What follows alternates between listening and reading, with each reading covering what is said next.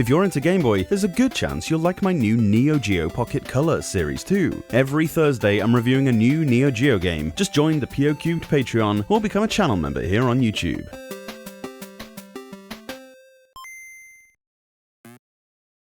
This is not actually the first rendition of Super Breakout the Game Boy had. As it happens, it's not even the second. Within the same year as the release of this Game Boy Color game, Morningstar and Majesco would release the exact same thing, but in a monochrome format for the original Game Boy. It wasn't the best, as you can see, in terms of presentation or even physics. Even the launch title Alleyway proved a much stronger example of the bat and ball block breaking thing. However, compare it with the abysmal version of the game made a few years earlier by those harbingers of doom Black Pearl Software. This collection of moving cubes was a shoddy, slapped-together piece of nonsense that oddly had no change in lateral movement. The ball physics, well, square, always rebounds off things by the same 30-degree angle with no alteration, meaning all it takes to beat a stage is to time your left and right presses to keep the paddle underneath the predictable trajectory. The primitive nature of this version of Super Breakout made even the early arcade version seem high-tech. It was simply tacked on to the more impressive Battle Zone in a way that felt like an afterthought, a kind of, well, the other guys put 2 games on their arcade classics, and as a result it was a lazy, poorly programmed mess with literally the most basic graphics imaginable.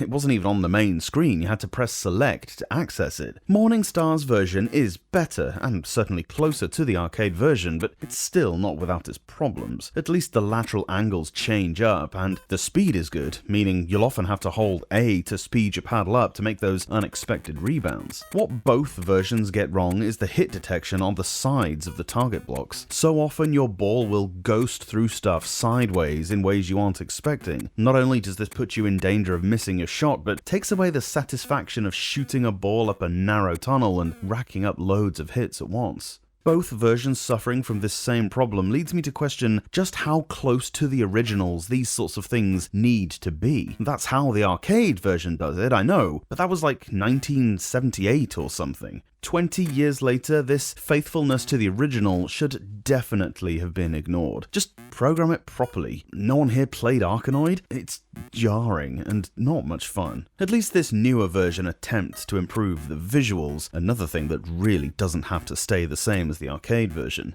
Don't mistake me, that doesn't mean it's anything amazing, and it's still just Breakout after all, but at least this time the graphics are nicer. The ball is round, shock horror, and you get a rudimentary choice of the sound you want. Choose from normal, annoying, or more annoying. There was still no great forward strides made from the arcade version, and it's still more primitive than even Alleyway was, but at least you didn't want to throttle the developer this time.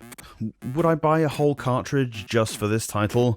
Yeah, man, I already did. Look who you're asking. Should you? Heck no. The grey DMG version is understandably pretty rare. It came out basically the same time as the color-compatible version, so there'd have been little reason to buy the grey card. It's not expensive, because even video game collectors aren't that stupid. We absolutely are, and sellers typically price match against the more common cartridge. Even so, it doesn't pop up very often, and when it does, 90% of the time, you'll get sent the Game Boy Color version anyway. I searched and waited for way longer than I should rightfully admit out loud.